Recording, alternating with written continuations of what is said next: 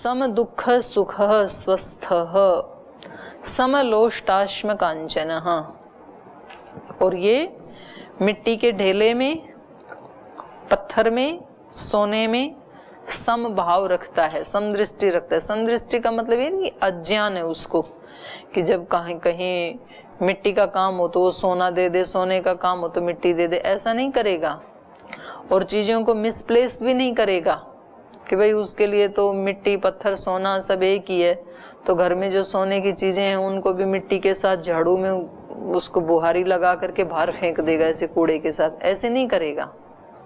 सोने को सोने की जगह ही संभाल के रखेगा, पत्थर को पत्थर की जगह रखेगा और मिट्टी को मिट्टी की जगह रखेगा। अज्ञानी नहीं है, लेकिन उसका तीनों में भाव समान है। सोने के प्रति आसक्ति नहीं होगी, मिट्टी के प्रति द्वेष या घृणा नहीं होगी, उसके प्रति वो उत्कृष्टता का भाव नहीं होगा, इसके प्रति निकृष्टता का भाव नहीं होगा। दोनों ही ब्रह्म के उत्पाद हैं, दोनों को यथा योग्य सम्मान के साथ ही रखेगा। तुल्य प्रिया अप्रियो हो, प्रिय कोई परिस्थिति कोई व्यक्ति सामने आएगा तो भी वो उसके साथ वैसा ही व्यवहार करेगा।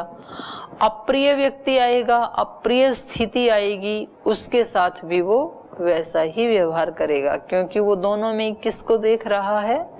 ब्रह्म तत्व को देख रहा है दोनों में ही वो। लेकिन उसको ज्ञान तो होगा, ऐसा नहीं कि उसको पता ही नहीं लगेगा कि कौन प्रिय आचरण कर रहा कौन अप्रिय कर रहा है, ऐसे अज्ञान नहीं होगा उसको। और धीरः, वो धीर पुरुष होता है जो गुणातीत होता है। धैर्य कौन खोता है? त्रिगुण में रहता है, और धैर्य खोया जाता है रजोगुण या तमोगुण में, सत्वगुण में भी नहीं खोता है व्यक्ति धैर्य। तो ये व्यक्ति क्योंकि ज्यादा से ज्यादा ये सत्व में स्थित रहता है, इसलिए ये कैसा होगा? धीरः, धैर्यवान होगा। धैर्य की परीक्षा कब होती है? हमारे अंदर कितना धैर्य है इसकी परीक्षा कब होती है? धीरज का पता कब लगता है? जब हमारे मन के प्रतिकूल होता है, चाहे वो समाज में होता है हमारे मन के प्रतिकूल, चाहे वो अपने व्यक्तिगत जीवन में होता है या घर में होता है। तो जब जब भी प्रतिकूल हो तो जो धीर व्यक्ति है वो कुछ भी नहीं बोलेगा क्या? जैसे देश में प्रतिकूल हो रहा है, पाकिस्तान वाले आक्रमण कर रहे हैं और ये व्यक्ति धीर है, तो ऐसी स्थिति में ये चुप रहेगा।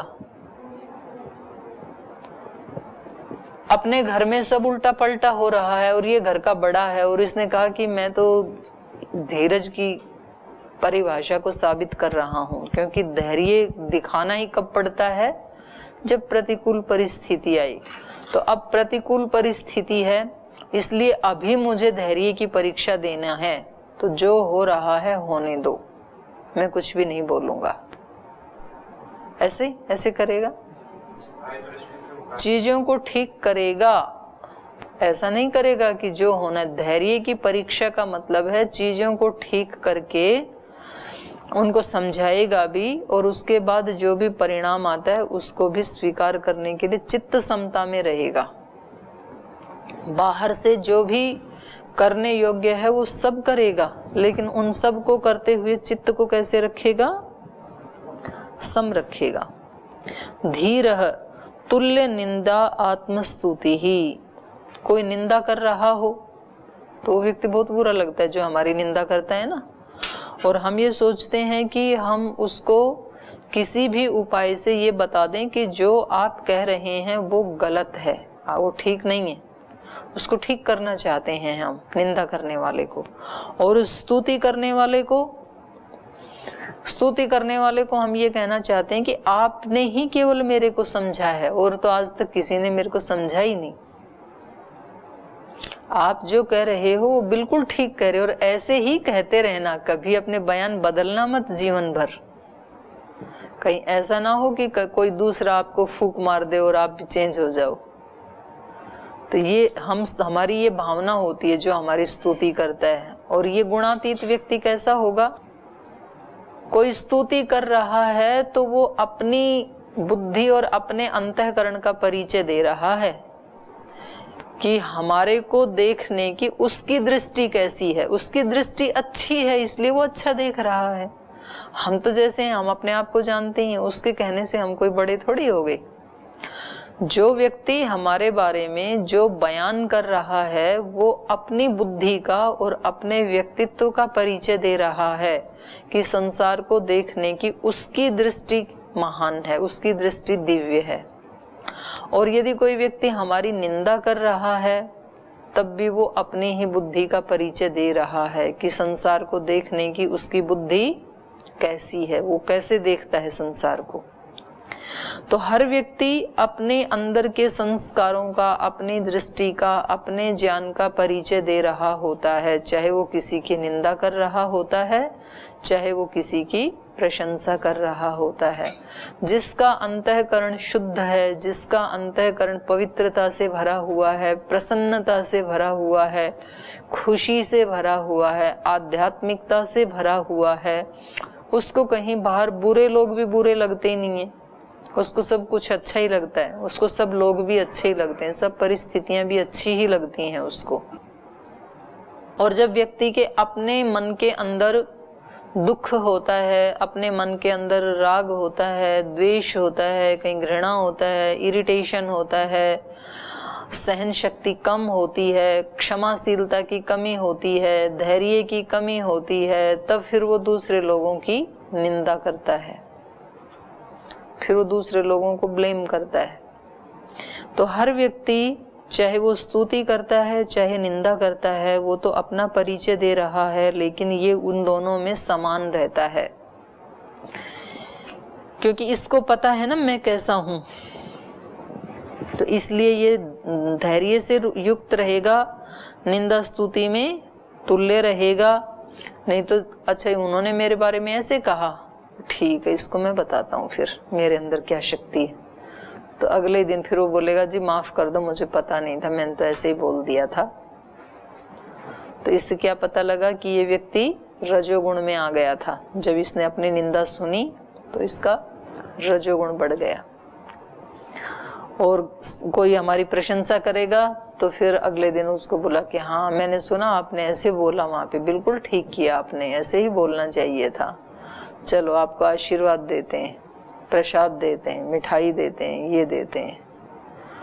तो इस समय इस व्यक्ति का क्या बढ़ा हुआ है? रजोगुण बढ़ा हुआ है, सत्व नहीं।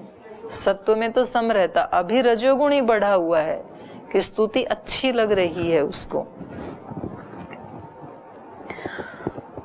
तो इनको 2-3 श्लोक को बोल लेते हैं।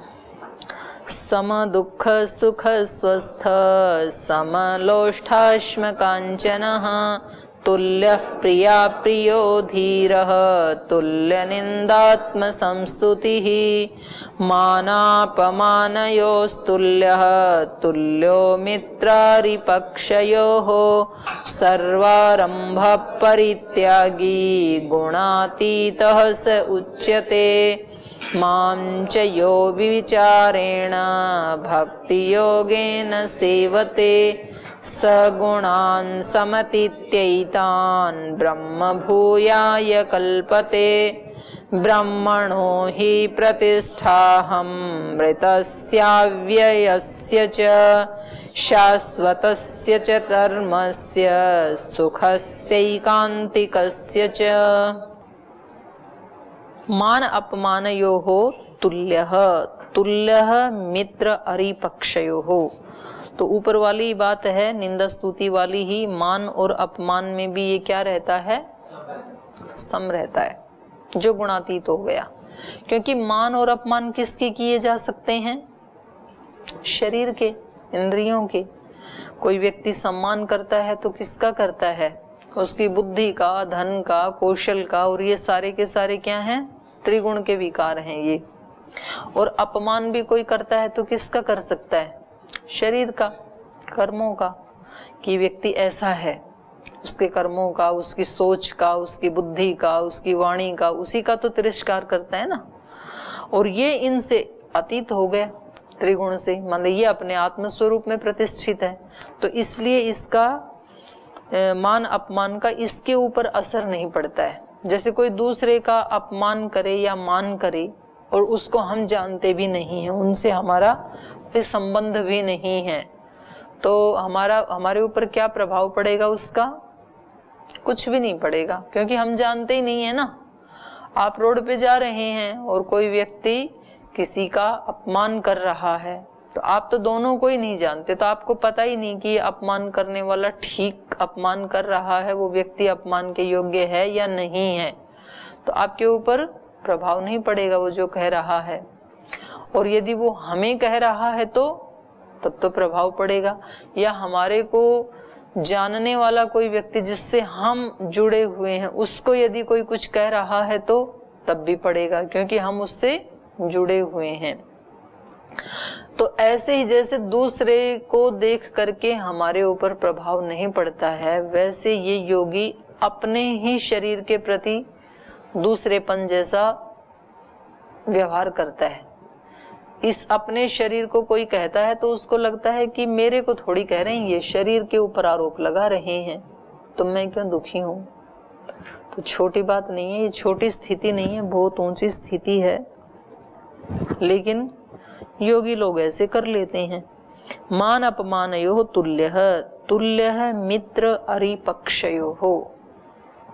अरि मतलब शत्रु, मित्र और शत्रु दोनों पक्षों में ये क्या रहता है? तुल्य, दोनों के साथ समान व्यवहार करता है। ये भी बड़ा कठिन है।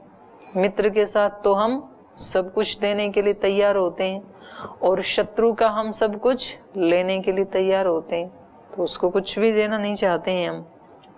सर्वारंभ परित्यागी, जो कुछ इसने अपने जीवन में प्रारंभ किया और उसको मान लो भगवान की आज्ञा के अनुसार या गुरु की आज्ञा के अनुसार या अपने बड़ों की आज्ञा के अनुसार कहें कि नहीं अभी आप ये नहीं ये करो, और इसको थोड़ा सा भी कष्ट ना हो, तब कहेंगे ये गुणातीत है। नहीं तो व्यक्ति ने जो प्रारंभ कर दिया तो उसको वो उसके फल आने तक उसको करना चाहता है, छोड़ना नहीं चाहता है फिर, और उससे छुड़ाए तो उसको कष्ट होता है कि जी अभी तो मैंने ये बीए की पढ़ाई शुरू कर दी, अब मेरे को बीच में ही कह रहे हैं कि वहां गौशाला में जाके काम करो, तो अभी तो मुझे पढ़ने दें पहले।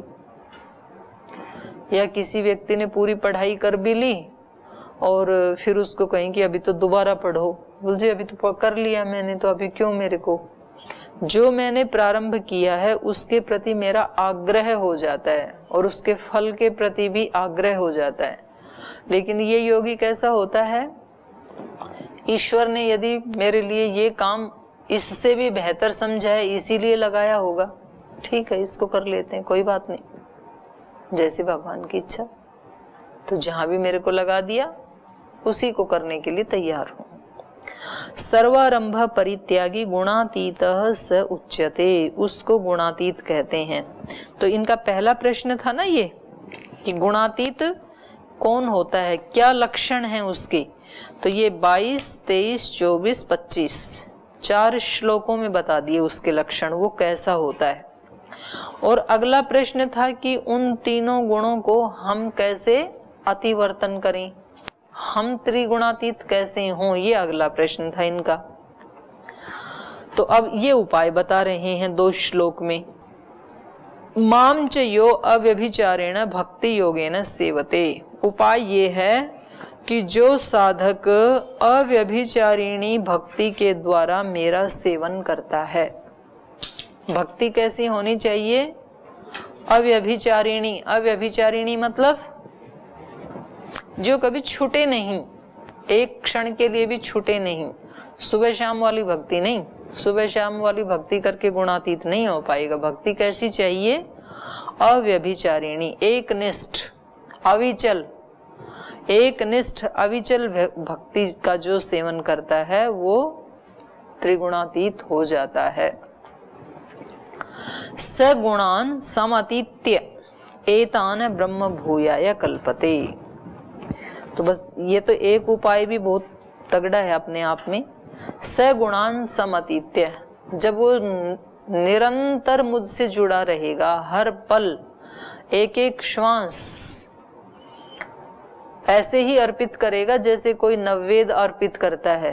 तो फिर कोई भी श्वास उसमें कोई बुराई तो आ ही नहीं सकती है। जब हम भगवान को अर्पित कर रहे हैं एक एक श्वास, तो उसमें कोई बुरा विचार, कोई बुरा भाव, कोई बुरा कर्म, ये तो आ ही नहीं सकता है फिर हमारे हृदय में। क्योंकि अगर वो आ गया तो फिर इतना टाइम हमारा दूषित हो गया, उसको हम भगवान को नहीं चढ़ा सकते, और फिर वो हमारी भक्ति व्यभिचारिणी भक्ति हो जाएगी, अव्यभिचारिणी नहीं रहेगी। तो ये उपाय बता रहे हैं यो अव्यभिचारेण। इसलिए भगवान ने ना गीता में बहुत जगह इसका संकेत दिया है कि चाहे कोई व्यक्ति कितना भी गरीब है, कितना भी चाहे कोई अप्रतिष्ठित है, कमजोर है, कायर है, निकम्मा है, अपि चेत सुदुराचारो, कैसा भी क्यों ना है, लेकिन यदि वो अनन्य भाव से यदि उसने मेरी शरणागति ले ली तो फिर मैं उसकी रक्षा करता हूं। न मे भक्तः प्रणश्यति, मैं उसका नाश नहीं होने देता हूं। तो यहां भी वही कह रहे हैं कि आप और कुछ भी नहीं जानते हैं तो अव्यभिचारिणी भक्ति योगेन सेवते, जो एक निष्ठ भक्ति के द्वारा मेरा सेवन करता है, स गुणान समतीत्य, तो वो इन त्रिगुणों को अतिक्रमण कर जाता, लांघ जाता, ऊपर उठ जाता है वो इन चीजों से। मैं खुद ही उसको ऐसा बना देता हूँ, उसके हृदय को इतना मजबूत और इतना पवित्र बना देता हूँ कि वो हर परिस्थिति को लांघ जाता है। और कभी भी अपने दोष दुर्गुण भगवान से छिपाना नहीं, छिपा सकते भी नहीं, पर कोशिश मत करना, वो तो जानता ही है। लेकिन हमें क्या कहना है, ये मेरा दोष है और इसको आप ठीक करने की मुझे शक्ति दे दीजिए। और वो शक्ति देता है, और जब शक्ति देता है तो उस शक्ति का प्रयोग करना है। कभी तो शक्ति दे दी, उसके बाद भी हम प्रयोग नहीं करते हैं, मांगते ही रहते हैं फिर भी। ब्रह्मणो ही प्रतिष्ठा हम अमृतत्वस्य अव्यस्य च, और अहम ब्रह्मणः ही प्रतिष्ठा, और कहा क्योंकि वो जो ब्रह्म है वो कैसा है, अव्ययस्य अमृतस्य, अमर और अव्यय ब्रह्म का, और शाश्वतस्य च धर्मस्य, और शाश्वत धर्म का, और सुखस्य ऐकांतिकस्य च, ऐकांतिक सुख, ऐकांतिक सुख मतलब जिसका कभी नाश नहीं होता है, अखंड सुख जिसको कहेंगे ऐकांतिक, ऐकांतिकस्य सुखस्य, परम अखंड सुख का जो भंडार है, तो उसको पाने के लिए साधक प्रयत्नशील हैं, और उसको पाने के लिए वो जो प्रयास करते हैं, तो मैं ही उनका निवास स्थान हूं। ब्रह्मणो ही प्रतिष्ठा हम अमृतत्वस्य अव्ययस्य शाश्वतस्य च धर्मस्य सुखस्य ऐकांतिकस्य, अमर और अव्यय ब्रह्म का, शाश्वत धर्म का, परम आनंद का निवास स्थान मैं ही हूं। इसी को तो पाने के लिए सब प्रयास कर रहे हैं। सब मनुष्यों को क्या चाहिए, शाश्वत प्रतिष्ठा, ऐसा कोई शाश्वत स्थान, ऐसा कोई शाश्वत आधार चाहिए कि जो एक बार मिलने के बाद छूटे नहीं, और जो कैसा हो, अमर हो। अमर मतलब उसका नाश ना हो, ऐसा ही तो चाहते हैं हम, शाश्वत हो, अमर हो, अव्यय हो और ऐकांतिक सुख देने वाला हो। उसके लिए ही वो प्रयास करते हैं, और उन सब का आश्रय मैं हूं। क्योंकि शाश्वत सुख संसार की वस्तुओं में तो है नहीं, अमृतत्व संसार की चीजों में नहीं है, ऐकांतिक सुख संसार की वस्तुओं में नहीं है, तो इन सब का आश्रय तो मैं ही हूं। तो इस प्रकार से ये त्रिगुण का बहुत विस्तार से इन्होंने वर्णन किया है 14वें अध्याय में।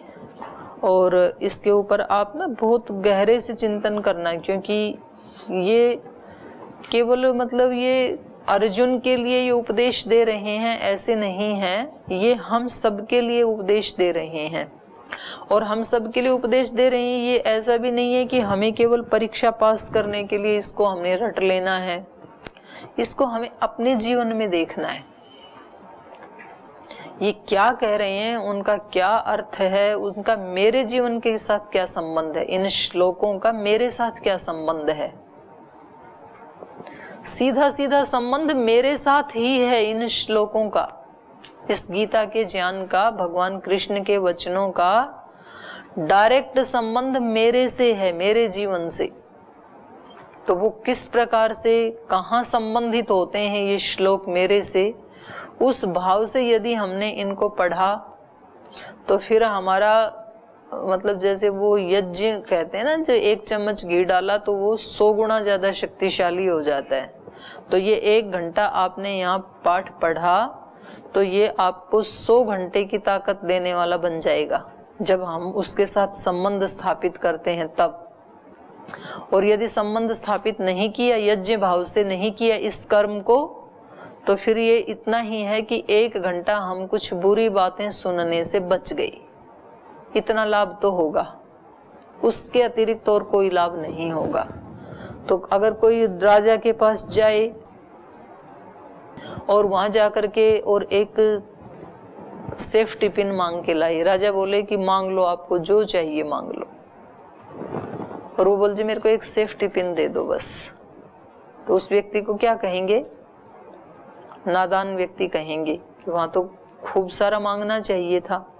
और खूब सारा क्या, सारा ही साम्राज्य ही मांग लेते, जब राजा ने ऐसे कहा था तो सारा ही राज्य अपना हो जाता, और नहीं तो ऐसे बोल देते राजा सहित राज्य चाहिए। तो ये गीता तो हमें कह रही है कि आपको क्या चाहिए वो सब मिलेगा, भगवान जी कह रहे हैं। तो भगवान जी से क्या मांगना है, भगवान जी से हमने ये मांगा कि जी 1 घंटा जब हम उस हॉल में बैठा करें तब कोई दूसरा विचार हमारे मन में ना आए, बस गीता ही हमारे मन में आई, उसको हम ठीक से सुनते रहें। कुछ तो इसमें भी सो रहे हैं, कुछ तो इधर विचार भी अपने मन को भी इधर उधर भी भेज दे रहे हैं बीच बीच में, उतना भी नहीं कर रहे हैं। पर यदि उतना भी मांगा तो फिर मतलब ये कम मांगा ना। तो यहाँ से मांगना क्या है, आप समेत सारी गीता मुझ में उतर जाए, भगवान समेत, भगवान भी और भगवान का उपदेश भी, दोनों मेरे अंतःकरण में अभिव्यक्त हो जाएं। ये गीता पढ़ने का फल है जो हम गीता यहाँ पाठ कर रहे हैं। और ये मेरे अंतःकरण में कब फलित होंगे, वो हैं ही जब मैंने उन चीजों को हटा दिया जो जो इन चीजों की बाधक हैं। तो ये बहुत सूक्ष्मता से साधक को, माने कल्याण के लिए देर नहीं है, देरी भी नहीं है, दूरी भी नहीं है, कहीं जाने की आवश्यकता नहीं है। कल्याण हमारे से दूर नहीं है, कल्याण कहीं गंगोत्री या मानसरोवर या नीलकंठ में नहीं है, कल्याण हमारे ही अंदर है, हमारे ही पास है। तो उसमें दूरी नहीं है कल्याण में, और देरी भी नहीं है कि जी अभी तो पढ़ाई कर रहे हैं, फिर जाके कुछ 5-7 साल हम तप करेंगे। तो ये आपने ही कंडीशनिंग कर दी अपने माइंड की, वो वाली देरी नहीं है। हम आज ही आत्मस्वरूप हैं और आज ही मेरे को ज्ञान हो गया, इसलिए आज से ही मैं अभी से ही अपने शरीर का, इंद्रियों का वैसे ही सदुपयोग करूंगा जैसे भगवान बता रहे हैं। और उसको करने में अगर कहीं कोई बाधा आएगी तो मैं भगवान जी से ही सहायता मांग लूंगा, क्योंकि भगवान जी मेरे ही पास हैं, मेरे ही अपने ही हैं। उसमें किसी की सिफारिश लगवाने की जरूरत नहीं है। जैसे स्वामी जी से मिलना हो तो लोग सिफारिश लगवाते हैं, जी आप एक बार बोल देना तो वो गेट पे हमें नहीं रोकेंगे ताकि हम मिल सकें। तो ऐसे भगवान जी से मिलने के लिए किसी की सिफारिश की जरूरत नहीं, डायरेक्ट मिल सकता है, कोई भी मिल सकता है, कभी भी मिल सकता है, कहीं भी मिल सकता है, कोई जरूरी नहीं है एक स्थान विशेष में ही रही। बहुत सुंदर थे ये 13वां और 14वां अध्याय। अब 15वां अध्याय, 15वां अध्याय है पुरुषोत्तम योग। तो ये सारा क्या चल रहा है गीता का, ज्ञान योग चल रहा है। और ज्ञान योग में भी 13वें और 14वें अध्याय में पूरा प्रकृति का वर्णन कर दिया, त्रिगुण का, क्योंकि त्रिगुण से ही ये सारे संसार का विस्तार है। अब पुरुषोत्तम योग, तो ये पहले जो 6 अध्याय हैं उसमें कर्म योग की प्रधानता है, बीच वाले 6 अध्याय उसमें भक्ति योग की प्रधानता है, और अंतिम जो 6 अध्याय हैं उसमें ज्ञान योग की प्रधानता है। तो योग का अर्थ है मतलब मार्ग, यहाँ पुरुषोत्तम योग ना, तो पुरुषोत्तम को पाने का मार्ग। गीता ने सब मार्गों का समन्वय किया है, लेकिन प्रत्येक मार्ग पर 6 अध्यायों का एक षटक भी बनाया। 13वें अध्याय से ज्ञान योग की चर्चा चल रही है। उस अध्याय में क्षेत्र, क्षेत्रज्ञ, प्रकृति, पुरुष, इन 2 नामों से देही को देह से, आत्मा को शरीर से अलग समझाने का प्रयत्न किया गया है। उसी विचारधारा को आधार बनाकर 15वें अध्याय में प्रकृति को क्षर और पुरुष को अक्षर कहा है। जिस प्रकृति का वर्णन किया 13वें 14वें अध्याय में, उसका स्वरूप तो समझ में आ गया, लेकिन वो कैसी है? क्षर। क्षर माने परिणामिनी और विनाशिनी। ये प्रकृति कैसी है? इसमें निरंतर परिणाम हो रहा है और निरंतर वो विनाश को प्राप्त हो रही है। तो प्रकृति क्षर है और पुरुष क्या है? अक्षर। अक्षर मतलब अविनाशी, अपरिणामी, उसमें ना कोई परिणाम आता है ना तो कोई नाश होता है। क्षर, अक्षर, पुरुषोत्तम, इनकी व्याख्या भिन्न भिन्न टीकाकार और भिन्न भिन्न तौर से करते हैं। पुरुषोत्तम का मतलब है परमात्मा। जो क्षर अक्षर प्रकृति है, तो क्षर माने परिणामिनी विनाशिनी प्रकृति, अक्षर माने परमात्मा। तो इसका निर्देश उपसंहार में कर देंगे। यहां इतना लिख देना पर्याप्त है कि गीता ने क्षर अक्षर इन दोनों को ही पुरुष का नाम दिया है और परमात्मा को पुरुषोत्तम। ये कह रहे हैं कि पुरुष 2 हैं, एक पुरुष क्षर है, एक पुरुष अक्षर है। क्षर कौन सा पुरुष है? प्रकृति। प्रकृति को भी पुरुष नाम दे दिया इन्होंने, 2 पुरुष ऐसे कह दिया। और अक्षर पुरुष कौन सा है? जीवात्मा। और तीसरा जो है उसको पुरुष नाम नहीं दिया, उसको क्या कहा? परम पुरुष, पुरुषोत्तम, वो है परमात्मा। तो पुरुष और पुरुषोत्तम, पुरुष कहने से प्रकृति और जीवात्मा दोनों का ग्रहण हो जाएगा, पुरुषोत्तम कहने से परमात्मा का ग्रहण हो जाएगा। तो इस प्रकार से 3 पुरुष हो गए, 2 पुरुष, एक पुरुषोत्तम। क्षेत्र क्षेत्रज्ञ का वर्णन, क्षर अक्षर, इन 2 पुरुषों का वर्णन है। अब 13वें 14वें अध्याय में ये हो चुका है, क्षर और अक्षर का माने जीवात्मा का और प्रकृति का वर्णन 13वें 14वें अध्याय में हो चुका है। 15वें अध्याय में तीसरा जो है पुरुषोत्तम, उसका वर्णन करते हुए उसका क्षर और अक्षर से क्या संबंध है ये स्पष्ट किया गया है। तो अभी हमने गुणों को खूब विस्तार से पढ़ा, और ये पुरुष, ये जो मनुष्य है, जीवात्मा है, ये कैसा है? गुणातीत। इसका अपना स्वरूप क्या है? गुणातीत। तीनों गुणों से ये अलग है। तो दोनों का भिन्न भिन्न वर्णन किया, और अब इस 15वें अध्याय में हम पढ़ेंगे पुरुषोत्तम योग, परमात्मा के बारे में। तो आज यही कक्षा को विराम देते हैं, समय हो गया, कल पढ़ेंगे।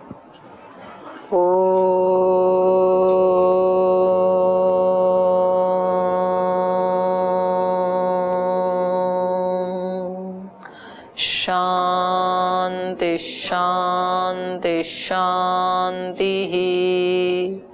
श्री गुरुभ्यो नमः।